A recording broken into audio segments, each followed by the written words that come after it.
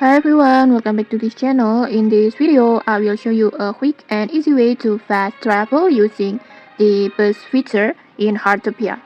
In Heartopia, you can move between locations quickly by using the bus system. First, just open your map and then just look for the bus stop icon like this, like this, like this.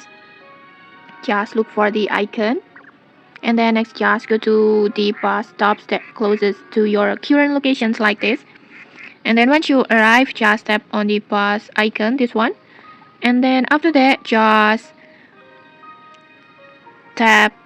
choose the location that you want to go to. Make sure to select the bus stop closest to your destinations. Like for example, I want to go to home number 11, so I have to choose this bus location like this.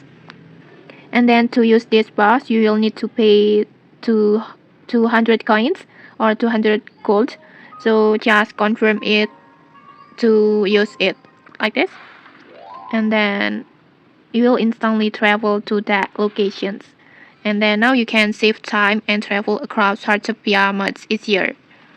Just continue your journey from the nearest bus stop to your exact destinations. And okay, maybe that's it. If you found this helpful, don't forget to like, comment, and subscribe for more tutorials. Thanks for watching and see you.